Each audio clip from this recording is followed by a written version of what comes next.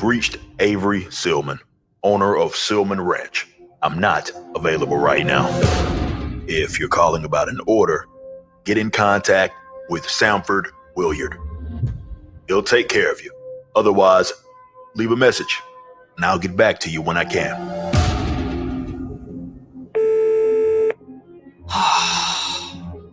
Avery.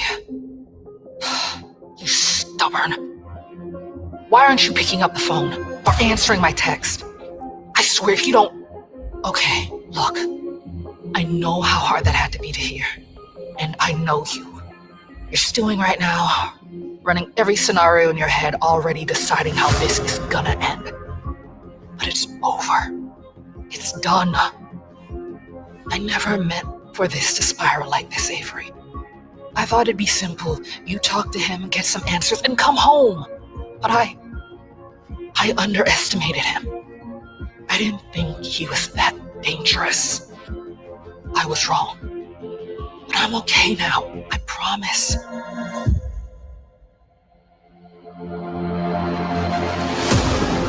Lincoln's people are watching over me.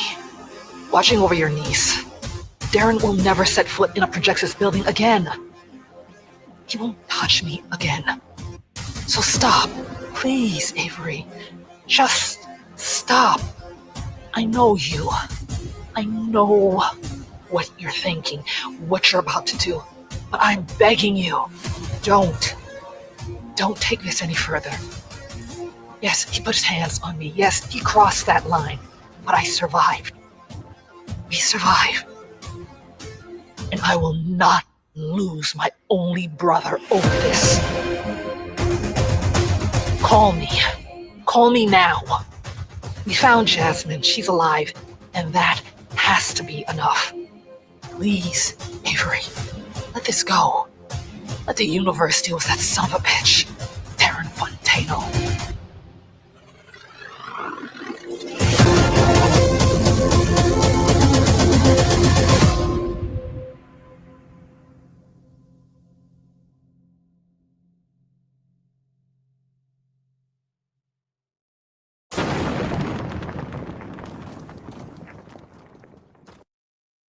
Okay, how are you guys doing? That was the trailer for Isom number 3. Very fitting to start off this episode of Braxcast Live with that, considering this is the final day for Isom number 3's pre-order collection, as you can see on the timer.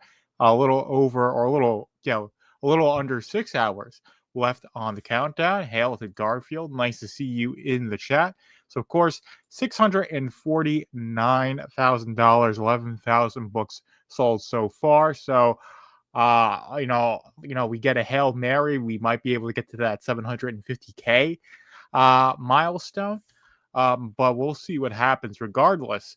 It's an absolutely really exciting time for the Rippaverse, considering not only do we have Isom 3 ending today, this is also starting the next big error for the Rippaverse. I know we got Andrew in the chat. I'm sure he knows everything that's going on in the Rippaverse, but we have so much to talk about after Isom number 3, because the next big thing, and I don't really have it up, I'll try and get something. I'll try to get, that's ChatGPT. This is Twitter. So the basic, what am I saying? So of course there's going to be a closeout stream from the Rippaverse formally. So that's starting at 7. So I'm going to be pretty quick with this. I'm not necessarily going to let's see, we'll add share screen. This window right here. But the really exciting thing is this is our biggest announcement yet. Monday, May 12th, 9:30 a.m. Central. Of course, that's 10:30 a.m. I'm going to be at work. So I'm going to try and watch some of the live stream. But anyway, massive announcement, right? This is more than a comic book. So I think it's going to be the launch of the memberships. It could be the announcement of a movie. I doubt it's going to be a video game announcement, but something big is going to be happening. And I don't think it's necessarily, like I said, I don't think it's going to be a comic book. I don't think it's going to be a statue. It's going to be probably talking about the memberships, and then probably some things that we weren't even expecting. So this is going to be a really interesting thing to see. Of course, I'll be talking about this on the pre-record episode of Braxcast Live, or not Braxcast, which is like I think 64, I believe. And when I do that, I'll say, hey, this is going to happen. Next week, I'll be going into all the news. And of course, next week's live stream, I will be talking all about this. But this is really the time to, I guess, wildly speculate on what this is going to be. This is going to be related to Dokumon for sure, because we keep going down. If I can go to their media, where their pictures are. And Garfield is saying, I'm sure Andrew has no problem giving me the scoop for Monday's secret stream. I'm sure he does. Yeah, so this is the thing. We'll play this. So I'll show. Actually, guys probably can't hear this. This is just some ominous music.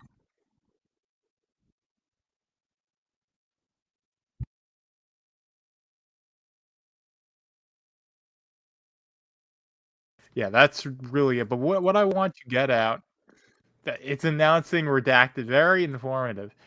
Um, But you know, the thing I want to get at, if you can see here, once I click play, that goes away. But these eyes are very much like Dokumon's eyes, so this is definitely going to be something Dokumon related. That's the definitive. You can see it much better there. A convergence is coming, and now this is spoilers for Blood Roof. Blood Roof #1 ends with one page. The Dokumon's first interior appearance is in Blood Roof #1. He says that a chain of events is going to happen, and it's all going to go down a forest park of cosmic importance. Basically, I'm paraphrasing there, right? Oh, we got Zay Comics in the chat. Nice to see you. Hopefully, you are doing well. Hopefully, you've had a good week. But this is like I said, this is really exciting. So, I'm not sure if this is going to be the first big event because they've talked about, this not being close to having an event. But this is definitely going to be something I imagine is going to be related to Dokumon. I imagine Rippaverse Studios is going to get mentioned. So there's going to be a bunch of stuff. So it's probably going to be the memberships and then a whole bunch of stuff associated with the memberships. And a decent chance we get an animated project. Could they just drop the first the pilot for Horseman because we hit that membership goal, or they're just working on it regardless? Who knows? There's a lot of stuff that could actually happen with this. It's really exciting to see. And this is really indicative that we're entering into the next era of the Rippaverse where the growing pains have mostly been gotten over. And especially with Isom Free's campaign closing out. And hopefully we get the book soon within the next couple of weeks, so I can read it, review it before I move. But if not, it'll be a while before I get to reading and reviewing it. And of course, I'm going to do an ill-advised review. So I'm going to review the ill-advised Dark in its totality. It's going to be really fun to do. Of course, Isom Free is 144 pages. It's going to give us a lot of insight into the story of Isom. And of course, the Rippaverse is being the foundational arc. Of course, we've gotten so much stuff after that. So Garfield was saying, we're going to find out that Dokumon's car is finally repaired after Isom got thrown on it by Yaira. And this is the thing, is that in Blood Roof #1 is teasing Dokumon coming to Isom for the insurance claim, right? But yeah, that is definitely quite humorous. But this is going to be definitely, like I said, centered around Dokumon, most likely centered around the memberships as well, and they're making an event out of this. But this is like I said, and I've been saying this for a while, that Isom #3 is indicative of or post Isom Free is indicative of this like time where the Rippaverse is really going to expand. And I was thinking it was going to be some time afterwards, not like the day or not like a couple days after the Isom Free collection closes out. Not even when we have the books. It's like, oh, the campaign's closed out, or the collection, I should say, is closed out. Let's announce the next big thing. Let's really freak them out. And also, yes, congrats to Mighty Golden Patriot hitting 75K. And we'll switch to let's see, not collections. But yeah, Mighty Golden Patriot's doing well. This is one, like I said, I really want to order this, but it's going to come after it would come after I move. So, and the campaign, hopefully I'm like before the end of July. I'm in my I have my new mailing address, and I can order it before this before this collection closes. But yes, I'm seeing 74, but it's probably, the cache needs a refresh, and it's at 75 most likely. So Scorpio says Dokumon binder, Dokumon book, or is it the Rippaverse teaming up with someone? Excuse me. Hence the convergence. So I don't think a Dokumon binder, well, that would be cool, is it's, that's a minor thing. That's just something, if they had made the Dokemon binder or Dokemon card binder and they had it, they would just drop it on like a Wednesday or something like that. And just say, hey guys, order the Dokemon binder. They've done that with stuff before. Just put it on the store, ship it out, sell it, ship it out to you, right? So it's not going to be that. That could be part of this, but and I think this isn't necessarily going to be a crossover, because the Rippaverse, they've really established that they're not that type to cross over with stuff. So, you have Common America, and there's a bunch of crossovers, especially in Black Ops, like Tomorrow, Common America, Tomorrow Girl, that's in Black Ops as well. Of course, Common America crosses over with Soul Finder and Black Ops. So there's a lot of crossover with like Common America. I don't think that's really what they have. So I don't think you're going to see like let's say Common America in the Rippaverse, or God, I'm trying to, well, definitely not Cyberfrog, right? But you're not going to see like, an independent comic. Like, you're not going to get like, I don't think Marvel or DC, but you're not going to see like a Blue Beetle or the Justice League or anything like that, or Spawn or Invincible in the Rippaverse. If it was like a joke issue, right? You had like a floppy that was distributed and released as like, hey, this is non-canonical. This is just like a funny, issue where like Spider-Man romps around in Forest Park for an issue. That would be interesting. Caffeinated Wolf, or I should say Andrew, would hang out with Carly. I would as well. She's a very, very sweet young woman. Has a heart of gold, and of course, she can eat basically anything. It's part of her joke. But yeah, I've read all of Common America. Oh man, the manga is going to be pretty cool. Common America Alpha, that's going to be a cool one to read. So I really love her character, Carly's character, because she has she has this very strong will. She's very assertive, but she also has this feminine charm about her, and her personality is still very feminine, I would say, despite being not. And I think that feeds into her heroinism, if I'm saying that correctly. That's the thing there, is that I like Common America. I love Tim's art style. Mark's writing is pretty good, and of course, Black Ops is really interesting as well. And then you've got Soul Finder as well, which is interesting. It's got that very, I guess, spiritual aspect. I know Doug Ernst, I'm pretty sure he's Catholic. You've got, of course, the Rosary being pretty much, very, very much so involved with the Soul Finder story. And I think they sell a rosary on the iconic comic store. And of course, we have a new pope, so I guess that makes it a bit more relevant. But yeah, the Catholic Church is not what I would seek catechism in, and be the Orthodox. That's where I feel, or that's where, from my understanding of Christianity, is that the church that Christ talks about in Matthew 16 and Matthew 18 is the Orthodox Church, and not the Catholic Church. But that's a whole other discussion. But let's see. So Garfield is asking Zaid Comics if Phil Diaz is one of the brothers that runs Zaid Comics, would consider doing a project with Eric similar to Rini, if you don't mind him asking. And Garfield says he'd, if he has the time, always up for it. I love making comics. Yeah, I mean, I draw every day. I definitely want to be able to draw comic book art. But yeah, I mean, I'd love to work with an artist that's passionate. Have a script, make a script, and then I could probably make a script if they give me pages that I could actually could get lettered and colored and into a print file. Then I could probably make a comic and publish it myself with Velvet Room Publishing. But whoever I would work with would have to accept an abysmally low page rate.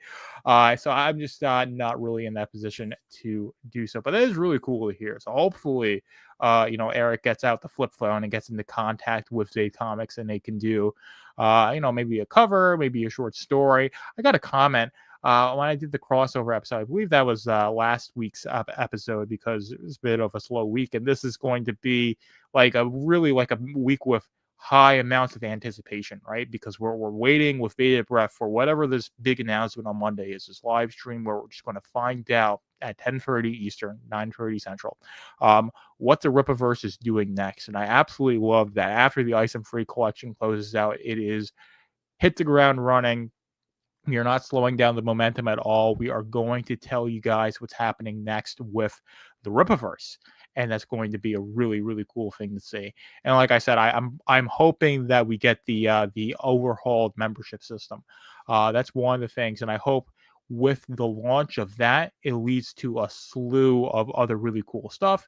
And of course, it'd be really nice to see some stuff that Rippaverse Studios has been working on, because if you notice, and we watched the Isom Free campaign, Isom Free trailer at the beginning, and basically all the trailers for a good long while have been very simplistic, using the comic book art with editing that doesn't require animation. While that's a divergence from the first, ever since Isom 2, basically all of the big campaigns, of course, Yaira had that live action trailer, and then there was the animated trailer. But Isom 2, Alpha Core 1 had animated trailers, so that was what Rippaverse Studios was cutting their teeth on, were these animated trailers, and they were releasing those. But with having in-house animators and them not doing any trailers for a good long while, it leads me to think that they are doing something big. And they are doing something big. And I think that's going to be either like an animated, and it could be like an animated pilot for a show. It could be like a short, a series of animations. But I think something with Rippaverse Studios, and hail to you, Doug Shea. Hopefully you had a good week. I'm speculating wildly on what I think this big announcement is going to be. I think it's going to involve Dokuban on some level. It's going to get us familiar with what the first big event's going to be. The memberships are going to be announced. We're going to have stuff associated with that, and we're going to see what Rippaverse Studios has been working on. So whether that's a full-length animated feature, whether that's just like a short 10-minute animation that covers like the beginning of the Rippaverse, or they just drop the pilot for Horseman #1, or the first episode, whatever. That was how that was talked about. Who knows? But I have the feeling that Rippaverse Studios is working on something big, and we're going to get an insight on that with this announcement. So that's my big speculation. We've got 10 people watching, so grateful for that. And of course, Andrew just messaged Garfield that they are officially releasing the Eric sketch on Monday. You've heard it here; it's been confirmed. Can't wait to see that on Monday. Again, I'm laughing out loud just like Scorpio. But yeah, so back to the Isom Free campaign or collection, whatever you want to call it. We hit the $500,000 where we got those cover reveals, and I believe we haven't gotten Saoirse open for pre-order yet. That's still on the way. I'm sure that could happen next week. They could be like, "Hey, we're doing this live stream on Monday," and then it gets closed out with, "Hey, you guys can pre-order Saoirse on Wednesday or Friday." That would be a bit crazy, but that wouldn't be completely out of the. I don't know. It wouldn't be like the most unexpected thing if there was a collection announcement. If we got a Saoirse, we got a salvage. We got an Alpha Core #2. I really want Alpha Core #2. So that could be part of it, where part of the slew of announcements that I'm sure we're going to get, or the things that got revealed in this is a comic book as well. But it's not going to be just a comic book. They are, and I know Andrew, for sure knows, but the way they are talking about this event is that this is going to be more than just a comic book collection, right? Because I think Student have gotten, I haven't seen him in the chat. If he, watches whatever, it's all good. But I was talking with him on Twitter, and he's like, "Do you think this is a Dokemon book?" Or I'm not sure if it was him, but someone was asking me if do you think this is a Dokemon book? It's like, well, no, because if it was just a Dokemon book, they would just say, "Hey, we're launching the Dokemon collection." And it would be, I'm not sure if they call it Dokemon number one. They could call it Dokemon Exploring the Dark Realms or whatever subtitle they would want to use. Collection launches Monday, May 12th, 10 a.m., right? Or 8 a.m. Central Time is typically what they've been launching the campaigns or collections. I keep mixing those words up, but I guess they're kind of interchangeable, right? Um, that would be the way they would go about it. Not saying, "Hey, we're doing a live stream and we're talking about something big, the biggest announcement for the Rippaverse yet." Uh, it's just moving differently, as as you said. Let's see, but that is the thing there. Man, but so it's going to be really exciting to see what this is, and this is really what to me is the start of the new era for the Rippaverse, right? And it's going to be really confirmed once we get Isom free, and the community gets to read the conclusion to the Old Vise Dark, and then we get to start making our theories based on that conclusion. So Garfield is saying that Joe is still working on Alpha Core 2, and Chuck is writing more Horseman scripts. Looking forward to both. Joe is a machine. He absolutely is. Really excited to get Alpha Core 2. So hopefully he's locked in for now on Alpha Core and Horseman, so he can get those ongoing series going. Both him and Chuck. But they're really good at working. So literally all of us on the team mix collection and campaigns about 16 times a day. Yeah, I feel you, man. But like I said, I think the terms are interchangeable. I think it was good to get away from having these collections, because the collections come out way more often than the campaigns. The campaigns were, of course, these massive events that the first four books released by the Rippaverse: Isom 1, Isom 2, Alpha Core number 1, and Yaira number 1. These were massive events, having them be campaigns analogous to these crowdfunding projects or the crowdfunding campaigns on Indiegogo and Kickstarter. Think was a really, really good way to go about it. And then switching to the collection format where, it's shorter runs, it's not as much focus on hitting these certain goals, and it's more about just being a cool pre-order window for the a cool pre-order, having a pre-order window, the pre-order time frame for a book, and of course, having like the trailer and some cool associated merch, some cool merch associated with that. And they really started with Gooding, because Gooding was, a much more like minor book than the four books that came out before, but it was still a really good book. It just didn't need as much associated with it because Gooding, as cool as a character as he is, he's not like a massively popular character in comparison to Yaira and Isom, of course within the the frame of the Rippaverse, right? Everyone knows who Steve Rogers and Tony Stark and Clark Kent are, right? But in comparison, in the scope of the Rippaverse, Isom and Yaira are much more popular than Gooding. But Gooding is still a really cool character, and of course, that first book was really cool. And you have the collection format having launched. Absolutely fantastic. So having that and calling it is definitely a shift away from that, but it's still maintaining, I'd say, most of what the campaign format is, which is why people think of them as the same thing. Of course, they both start with C. Let's see. So Alpha Core 2, can't wait. I am on board with you, Doug. So Andrew says, if we only released a book every 5 years, we could do massive campaigns for every release. But as it stands, we're a comic book publishing company and putting out more books than that. Yeah, and this is the thing with the crowdfunding model, is that the campaigns are events because the books come out so infrequently, and it's not the biggest thing in the world, because typically a lot of the people who run these campaigns, some of them, it's their whole their full-time gig supposedly to make the books, or it should be, but of course being a YouTube drama farmer is the primary job, and then your side hustle is the comic books, and you're kind of having both to feed into each other. But that's a whole other thing. But for a lot of people who do crowdfunding and run these campaigns, it's a side hustle. This is their 5 to 9 after they're working full time. Do it on the weekends as well. So it's very understandable that it takes a good amount of time to get these books out to the readers, and you have these times between releases. That's all well and good. It's just, as a reader, the crowdfunding experience is not really optimal for getting into and invested in series. Definitely not the same way as being as the local comic book shop experience. You have a pull list every Wednesday or every month on a Wednesday. You come on, you get the next issue of X-Men or Spider-Man or whatever tickles your fancy, and you have those consistent releases. And that's one thing that Marvel and DC were getting right, or at least they still kind of do, because they still have this corporate structure where they expect you, to hit deadlines, and they've got a lot of people who do the publishing and the pre-press, and they actually get it out to people. And that's one thing. It's just with crowdfunding, while these stories can be really good, they can be really interesting. It's just if you're waiting 18 months, 2 years between issue 1 and issue 2 and issue 3, it's harder to get invested in those things. Let's see. So, Wolf is there asking Andrew, is there any Rippaverse that could release a World War II focused book? Is there a way to make it in universe, for a lack of a better term?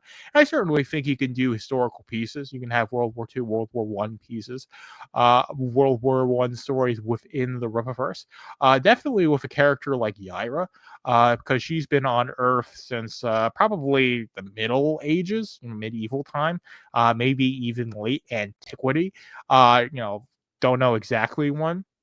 But yeah, decent chance I would say probably the Middle Ages, probably not late antiquity, so probably sometime after the Western Roman Empire fell. So I'd say if I had to take a guess, when Yaira arrived on Earth, it was probably between the year 850 to 1300. Pretty wide range there. But that's where I would have to take a guess. I won't believe I've seen you in the chat, other side of the fence. Nice to see. That is how it is. Yes, I want that limited edition card. We need to have 100K in about 5.5 hours, and we just hit 650, right? So we need to get 100K to get that limited edition Dokukumon card. That'd be really cool. I'm not sure if it's going to happen, but regardless, I'm really excited to read Isom number 3. I mean, when we look at, I read the preview in Represine number 3, absolutely fantastic. I mean, we're getting more Bloodroof. Of course, she's in her manor. Absolutely love how Cliff draws in this. So I love this art style in 1 and 2. Of course, people have everything to say about Isom 1 and 2. It's 3D assets. It's not a comic book. It's just YouTube merch in the shape of a comic book. I like the art for Isom 1 and 2. And Cliff is really bringing his A game. Of course, Kanan's got this full creative input on the editorial input, I should say. I guess creative input is I don't know, editorial input's the better term to use on Isom number 3, really elevating his skill. And of course, Sebastian Chang is taking over for Gabe Altai, but he's doing a fantastic job. Absolutely love this scene here. And I love that opening, that first couple of pages of Isom number 3. And then it was just taken away from me.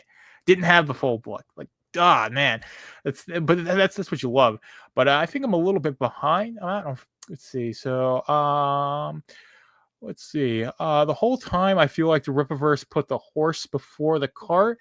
I don't necessarily have that feeling.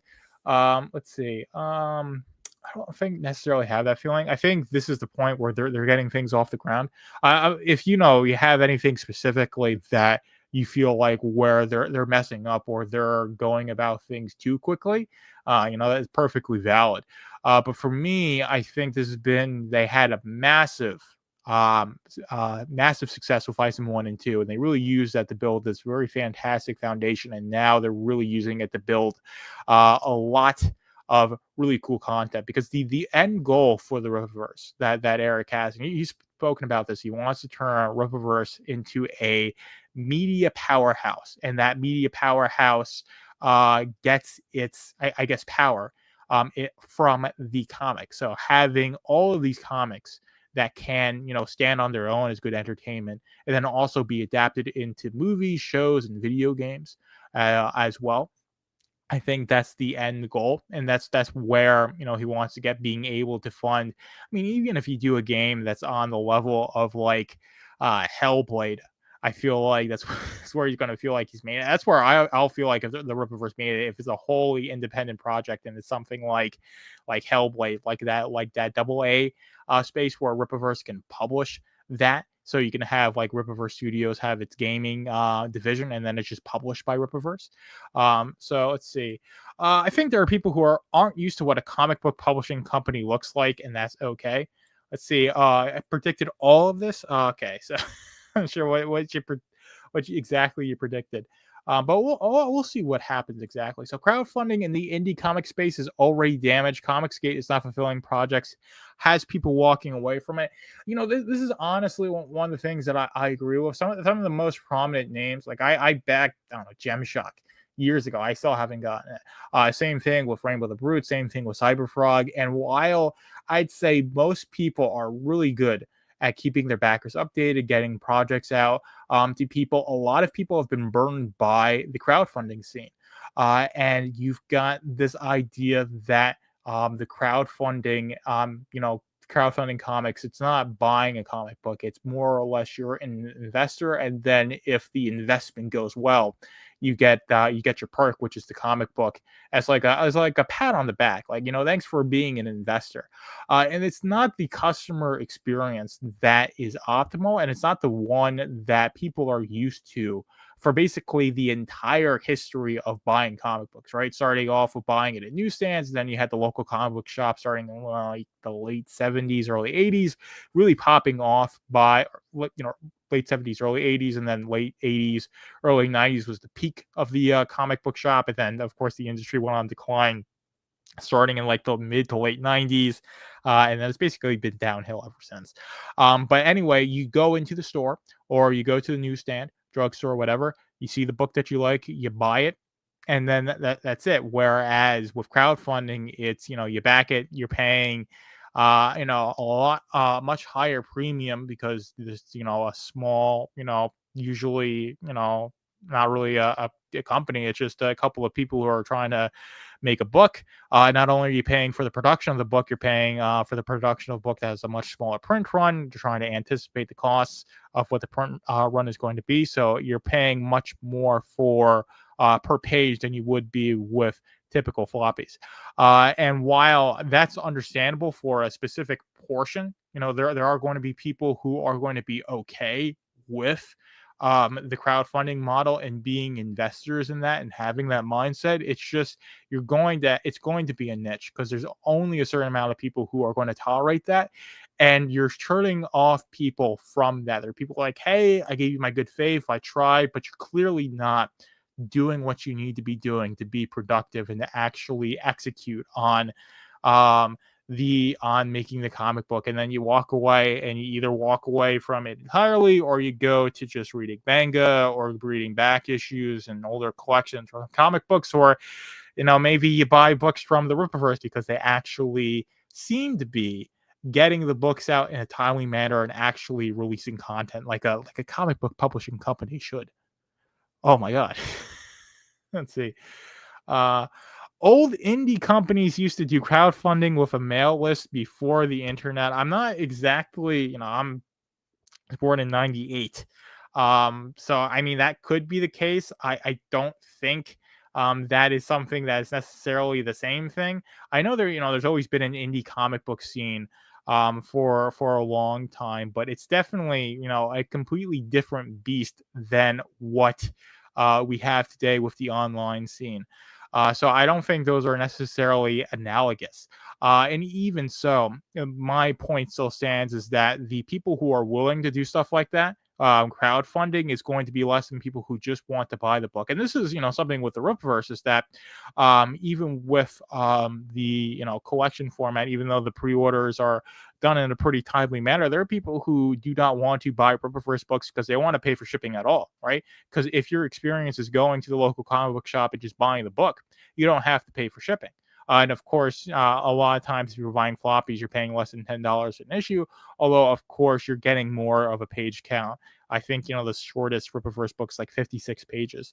So I think the pricing is definitely getting to a point where it's being comparable per page, but you're still going to typically pay more, especially when you factor in shipping. So that is a valid thing there. Let's see. I bet no one guessed y'all are going to try and be Image in 3 years. So I'm not sure if they're trying to be Image necessarily. I think what they're trying to do is just Rippaverse is trying to be a good comic book company where you're making comics, getting them out to the fans, and releasing it consistently. And that's what they've been doing to me. And I've been a customer since Isom #1, and I've been very, very happy with the output. And of course, so happy that I do Braxcast, I do these live streams, I've reviewed all the books, so I'm a very invested fan. Of course, I'm biased. I have this bias where I like supporting the Rippaverse, and I view them positively. But when you have Joe Bennett doing a lot of interior artwork, when you have Deborah Corita doing the work that she's done on Yaira, we can go to the Yaira #3 collection, which has just hit 150,000, 5,000 books sold. Absolutely fantastic to see. And we've got like fantastic art like this. We've got fantastic art like this. It's just like, they're using the money that they get from selling these books, and they're putting it back into the company. Reinvestment. Let's see. Crowdfunding is a fantastic model for a great number of people, and many creators are dedicated to getting their products into their fans' hands. Let's see. So Rippaverse is taking a different approach. There's nothing wrong with that. I totally agree. Let's see. So saying, oh yes, that was at the beginning of Isom #1. Okay. It's okay. It's just like I'm not exactly other side of the fence. I'm not exactly sure what you're getting at with with what you're trying to say. I'm not. I could put the link in to the chat. You know what? I'm just going to do that anyway. If you want to have like a good faith discussion on what your problems are or aren't with the Rippaverse, that's totally fine. I just don't want like to get into a shouting match or anything like that. So if you want to be nice, want to be respectful with that, that's perfectly okay, because I'm not here to say, I'm not here to be like the like a shill for the Rippaverse, and say that they can do no wrong, because they certainly can, and they certainly have. Their copy editing could be a little bit better. There could be I think one of my biggest criticism, Joe's still working on Alpha Core 2. It's an absolute workhorse. Alpha Core 1 and 2, that time between that is has been a bit too long. Let's see. So Deborah is my favorite. That's Doug Shea, and I'm assuming you're saying Deborah is your favorite artist. And I'm sure I can disagree with that. Definitely, Deborah is a fantastic artist, but I think no, Evan Scale for Dirty Deeds had probably some of the best interior artwork. Kanan White as well, but I honestly have to say Joe Bennett of the Rippaverse interior artist is probably the best, because he's put out the most, and he's put out the most, and he's got he's just such a master of the craft. Like, his art is fan-flippin-tastic, man. We can go to the Horseman #1. Love his two-page spreads. Love how he does action. So I'd say Joe Bennett is probably my favorite artist. Like, I love this art, and I love the way he draws. Just absolutely fantastic. It's just the perspective, the line work, everything. Yeah, so fair. So hey man, that's the whole thing. We can have different opinions. So that's the full point of preferences. Some people only want the typical cookie cutter approach. I don't necessarily disagree with that. I mean, we have this culture that's really conditioned us to, consume the product and get excited for next product. And most people, Logic's finest, are followers, not leaders. So most people need to have some sort of normative authority to ground their existence in. And it's not necessarily a bad thing. I think it's part of human nature, because we've been in societies for so long where power has been centralized, of course, in monarchies and oligarchies. So I would say at this point, it's like a evolutionary thing. So I don't necessarily disagree with that, but it just does lead to this complacency. See, so yeah, Joe loves double page splashes, and Chuck writes to that match made in heaven, I have to say. Let's see, so Will Conrad and Kanan White probably have my favorite art so far from the Rippaverse. And Garfield is definitely mentioning Will Conrad. Is a really cool artist to mention. He does fantastic work, and he did such good work with Gooding. And I have to say, like, whoa, well, I'm gonna hit myself a little bit, because Gooding, the polymath, is fantastic art. So he's definitely up there. He holds his own with the Rippaverse artists. And I think Jack Herbert as well in Great War Separation. Like Andrew, if he doesn't have a book he's going to be working on after Great War Separation closes up, that is criminal. You need to keep that man on payroll because is a fantastic artist. So if he does, something else with Chuck, I know, I think if Zalen gets a series, like Joe is going to be drawing it because he told me no one else can draw Zalen but Joe.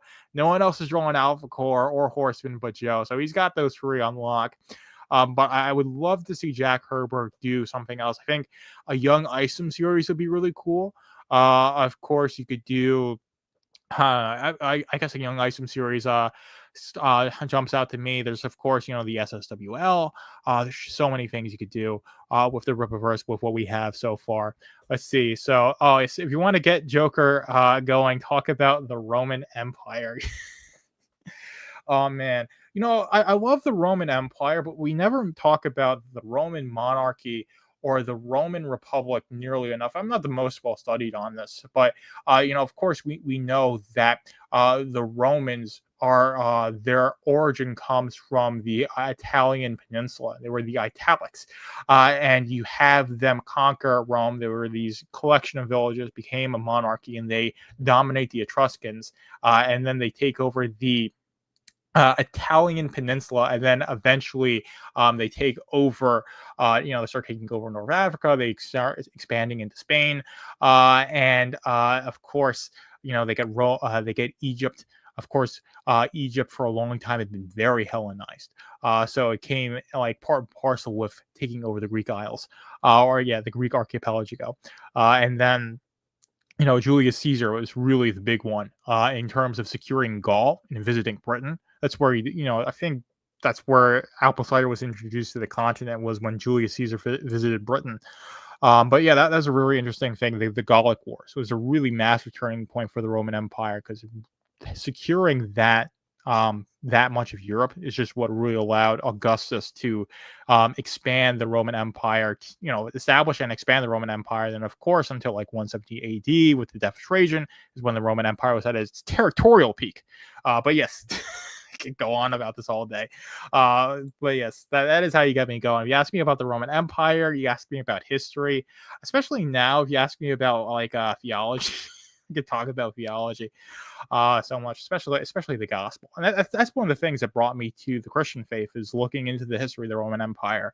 And then you can't look into the history of the Roman Empire without going into Jesus's lifetime. And then going for the historicity for Jesus is basically undeniable for any historian that wants to be taken seriously in academia. You can't deny the historicity of Jesus.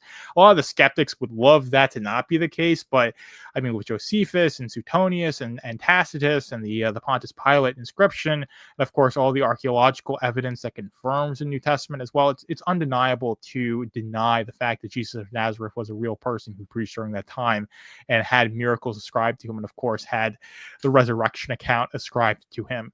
But that's a whole other discussion. See, defeating Carthage in the Punic War secured Rome's dominance in the Mediterranean Sea. Exactly. The Punic Wars was definitely a massive one. Despite Hannibal, getting the mountains over the Alps, that almost killed the Romans. But they were just by the skin of their teeth were able to defeat Hannibal and Carthage along with it. If I'm getting that correctly, I definitely need to read up on the Punic Wars. That is definitely one thing I need to read up.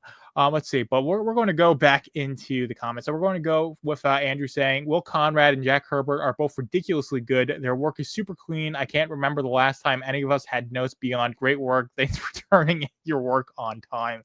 Yeah, that's the thing, is that the coffers are big enough you can afford those type of guys. And these are guys, they do good work. They just want to work. Right. I think that's what Eric said about Cliff. He's like, Cliff just wants to draw. And that's what they get to do at the Rippaverse. And that's what I absolutely love about the Rippaverse, that you guys are getting these really talented people, these very passionate people, giving them the money and just say, hey, do your work. And then they do their work, and then great things happen. And then because these great things happen, the fans go like, hey, Great War Separation looks absolutely fantastic. Let me get a copy.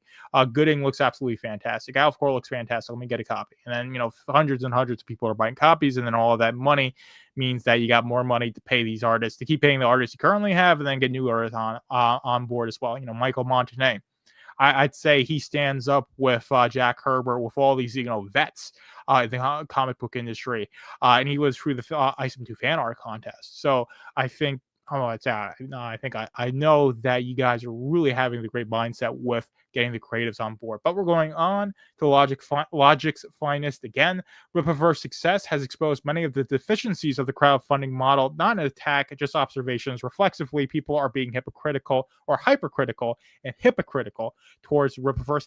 Yeah, I mean, that's been the case since the Rippaverse, since Isom 1 launched. But of course, when Isom 1 launched, the criticism that circulated around the Rippaverse was very typical with how Eric was being criticized when he was doing For Canon's Sake, where it was a bunch of purple dyed haired leftists mostly complaining, the Vetoes, the Destiny types, those types of people who fell into that ideological framework, being thinking Eric is this race traitor, this grifter. Isom 1 was ever going to come out, the warehouse is just a green screen, then Isom 1 comes out, and then Isom 2 comes out. Most of those people, there's a couple holdouts, but I'd say Vito's really inserted himself to Comicsgate, so he's I'm not even sure that is, but it was more or less like that. And now really what is maintained too is this schism that exists between Comicsgate and Rippaverse. And it was really manufactured by Comicsgate, unfortunately. And that has really been this narrative that the mainstream, it depends on what day of the week it is, or what the narrative is, because your boy Zach is very certain that the mainstream isn't completely broken, or it's not as bad as FNT, they say, the birthday party clowns say. So they did win, quote unquote. But the narrative is that the mainstream was ruined, and now indie comics are being ruined because the Rippaverse, puts the books out on time, and they've, done this expose as you have, mentioned. That is the thing there. So the narrative the narrative that has to merge, if you are actually going to get your books out, is to say that the Rippaverse is somehow ruining the comics industry. So it's the ultimate concern trolling. But we'll go back to the chat. I don't want to necessarily get into the drama. We've got 15 people watching. So hail to Student of God. Nice to see you here. Garfield is saying, if you want to watch a hilarious video, if you got time, check out a YouTube video by Scorpio called Lee Hannibal Has Arrived. That mixes memes and histories in a few minutes. Definitely got to watch that. Doesn't matter if it's For Canon's Sake or Rippaverse, egg-shaped haters seem to be consistent. Yeah, definitely, definitely so. But the point I was making is that, and I wrote the 4,000, I mentioned this all the time to you guys, is that I wrote my 4,000 word, article called Rippaverse Apologetics, where I lay out the narratives that were set against Rippaverse, and I basically go and I don't say tactically, but I explain what they are, and then I explain why they're wrong. And in the course of doing that, in order for me to be able to do that, I was observing all of the hate flung at Eric and the Rippaverse throughout, since 2022 to now. And that's been the the case I've seen, is that you've had two main groups. You've had the leftists that basically always hated Eric July because he was a house Negro. I guess YouTube's going to be mad at me for saying that, whatever. All these slurs that they like to throw against Eric because he's not, he's left the plantation, so to speak. He's not, he doesn't have the opinions that are becoming of his skin tone, according to leftists, right? Because there's only one way you can have engage with politics if you are and not be considered to be correct. It's very, again, it's a very I'd say it's it's the horseshoe fury and in work.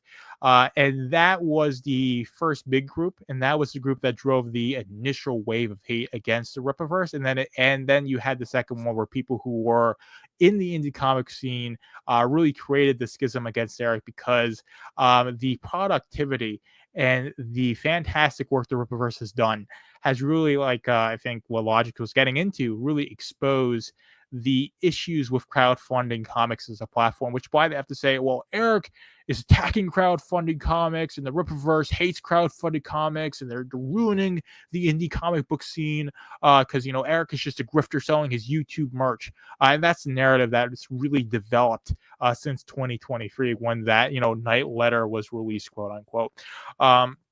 Garfield is saying it's been 2 years. Super Killer is still not released. I'm glad I didn't back that one. I backed Rainbow. And the thing is, I backed Rainbow while it was in demand. And I backed it in April of 2022. And since then, I have gotten every single Rippaverse book, and I haven't gotten Rainbow the Brute.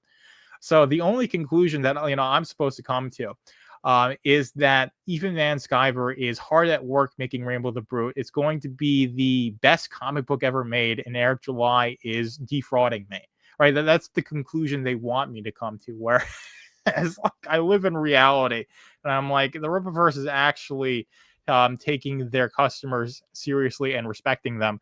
And you've got not everybody in crowdfunding. You got plenty of people who use the crowdfunding model, right? Who do indie comics correct in this modern scene. Shout out to Genuine Comics, Dave Frank. Of course, you've got John. I never say, John's Long Box. I'll say, I forget. It's like Bua or Hua. I think it's John Hua.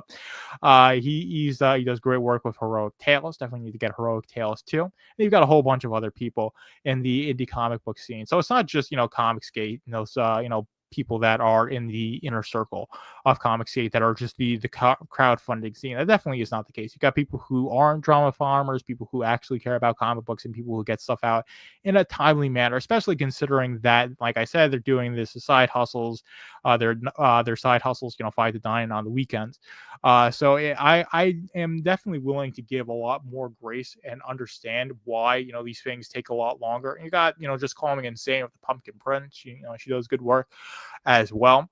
So it's very understandable that it takes time to make a crowdfunded book, right? But the issue becomes where instead of actually working on your book, you're just coping and seething over other people being more successful than you. And that's the big issue. That's the issue a lot of people have with CG at this point. Let's see. So other side of the fence is saying you are actually a fan. You are here because you're interested in the Rippaverse. It occupies your thoughts, and you are here because you want to hear people talking about that. Let's see. It was Brokies versus Cultists before EVS. I mean, I guess that could be the case. Let's see. That's not why I hate. Y'all create your own villains, and I am not saying that they're villains at all. To me, like I don't have anything against anybody from Comicsgate, because they don't contact me, and no barely anybody knows I exist, and if they did, they might just say some dumb stuff like Chris Bacon parodied me on one of his puppet shows, Great War Separation review, and he made fun of me, and that's perfectly okay to do. I don't have anything else against him. I don't have anything against him. God bless him. Hopefully he does well.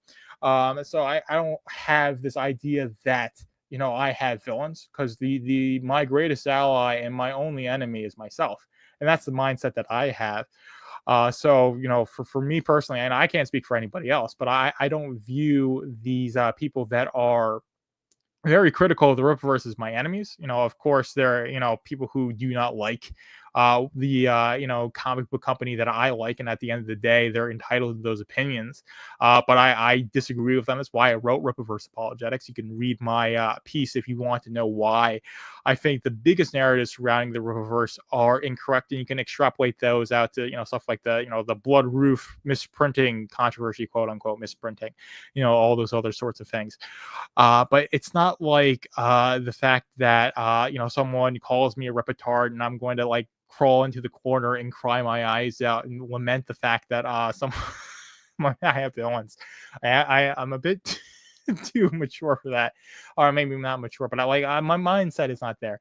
Let's see. Soon of God is saying Ethan forces joined forces with the SJWs. Meanwhile, Shane Davis makes anti-woke content and somehow is not a birthday party clown. I don't necessarily want to get into that, but yeah, I mean, hypocrisy is something that exists all across the internet. And it's a very messy scene. I don't want to go into like name calling and saying like this person's a bad person or that person's an even worse person. But yeah, there's definitely a lot of nonsense going around this scene. It's been an absolute dumpster fire. That is the thing that I personally dislike. Other side of the fence, it's okay. What you're saying. And again, if you're here like next week, I'll be live streaming next week. And if you come in and you want to talk to me and you want to lay out why you disagree with me or you think the Rippaverse is not doing things correctly, that's fine. All I ask is that you're respectful to me. If you just want to come on, drop a bunch of slurs and call me a ripetard to try and get my stream banned or flagged or to try and be antagonistic, I don't want that. That's not something that's acceptable to me. But if you're like hey, I think X, Y, and Z is wrong respectfully, and then I say, well, I agree because of A, B, and C, and then I either convince you or you convince me, or most likely we agree to disagree, that's perfectly okay. But I'm not gonna kick you or anything like that. But I think it's getting lost through the chat on what you're trying to say. Yes, I'm here to talk about the comics and the Roman Empire. Also, other things in history, Garfield. We can talk. I love the Roman Empire, but I mean, you can't talk about the Roman Empire without talking about we have the Sassanids and the Seleucid Empire. I believe the Sassanids were Constantine's rival. That's why Constantine moved the capital to Constantinople, was like Byzantium. At the time, that's where we get the term Byzantine Empire. It establishes Constantinople, and of course, he's the Holy Emperor. He's an emperor saint. He starts the Imperial Church of Rome with the Edict of Milan in 313. Of course, you have the Council of Nicaea in 325, which Constantine attended.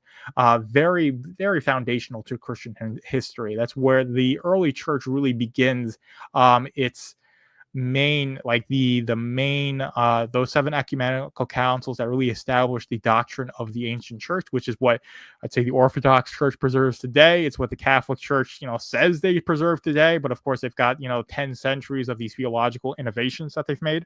Yes, you have gotten me started. But yeah, that's my whole thing. But yeah, there's just so much history to talk about. We can talk about the ancient Egyptians, we can talk about the Mesopotamians, we can talk about the Indus River Valley civilization, although we don't understand the writing systems, so we can't talk about them all that much. Of course, we could talk about ancient China. We could talk about even the colonial era. There's so many interesting things that went down with the fact that the the British East India Company, the Portuguese Empire. I mean, if you you talk about this for all day. Let's see, Constantine was very bad for Christianity. I disagree, student of God. I mean, if I guess if you're a Protestant, then you're going to think that. But like Constantine and what he did for Christianity was actually essential, because the Edict of Milan allowed Christianity to be practiced in the Roman Empire. And then on that basis, they have the Council of Nicaea, and they're able to dogmatize Christianity formally. And if you know, and again, I'm going on about this, but if you know about early Christianity, there was so many heresies about Christ, our Lord and Savior, denying his incarnation, denying that he was fully God and fully man, denying the virgin birth. You have, of course, Arian, which was resounded at the which was that's what the Council of Nicaea was convoked over. That was condemned as heresy. But early on, this is mentioned in the New Testament, I believe, in Paul's epistles, he mentions about the Gnostics. And this is one of the reasons I think you read the gospel account and like Jesus will spit on dirt and heal blind people, heal a blind man. There's of course the woman who had the flow of blood for about 15 years or so. She touches the edge of Jesus's tunic and she's healed by that. So Jesus has this interaction with the material world with which he performs his miracles. Of course, there's the splitting of the 5 loaves and 2 fish, and this is to show that the material world isn't inherently evil, and it's something that exists.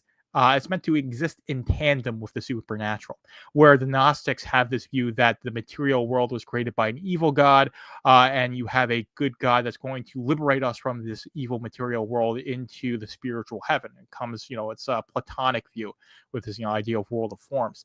And this is the reason why, when Jesus was performing his miracles, he was using physical things to help disprove the Gnostic heresies at this time. So there's just so many heresies that were going around in the early church, and even earlier than the Council of Nicaea. And you need to have those ecumenical councils to really not only define what the heresies were, but to also define the proper means of worship, veneration, and canon law for the ecclesiastical structure. But that is my my rant on why Constantine was good for Christianity. Let's see. I'll only exercise the wrench if people try to spam or say slurs in the chat. Other than that, make your opinions known. Thank you, Garfield. That's exactly what I want from someone who's been imbued with the wrench. Let's see. Personal preference isn't criticism. People get those two confused. Art is subjective, and people use whatever standard they personally like and agree with. It's all opinion, nothing more. I highly agree with that. So, like, I could say I don't like manga, and that's a perfectly valid thing to say. But if I say all manga is bad on that preference, and that's what I'm using as my standard, that's the ridiculous thing. So I highly agree with you there. Logic's finest. But I know that there is a live stream, the Closeout live stream for. This hour went by so quickly, guys. I love chatting with you guys, and you guys love hearing me ramble, mostly about comic books, but also about Roman and Christian history. I could talk about that all day, and of course, I guess it's a bit inevitable talking about the drama stuff, and I kind of, I don't want to portray myself as someone that's so above talking about it, because I'm very plugged in with all that stuff that goes on, but I don't want to make this where, like, I don't want to be trash cast, where my entire online presence is just dunking on other people, and then trying to portray myself as this super cool guy, because I'm not cool. I'm definitely not cool. I'm probably like the least cool person, but you guys like me. I got 13 people here watching. So grateful. But we have a closeout stream that's probably starting very soon for, let's see. Yeah, the drama did get dark a little bit, but I'm trying to not, or when I talk about this stuff, I try to give my observations on it, and say, how I view it. Of course, I'm biased. Like I said, I like the Rippaverse a lot. So I naturally am not going to like these people, especially the things that they've said. But anyway, God bless them all.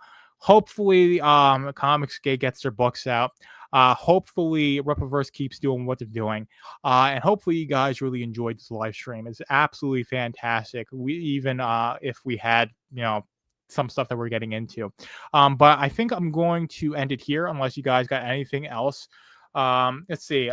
Garfield, I'm going to read this. So it says, Don Joker, you address the drama where appropriate and focus on the Roman Empire lore. Oops, I meant the lore. Yeah, I mean, yeah, the only thing I can't talk about too much with the Rippaverse this week, because the thing I'm waiting for to really talk about is his announcement on Monday. Let's see. So don't get him started again. Don't worry. I'm not going to go on my rant on the Roman Empire. Not this time. Let's see. Tell Eric to stop taking your time slot. Yeah, I'm not Mike. I love you. I love you. But I don't think I'm in that position yet. But I think, this is just because this is poor scheduling, right? Because we had the Isom free closeout and we had the Mighty Golden Patriot.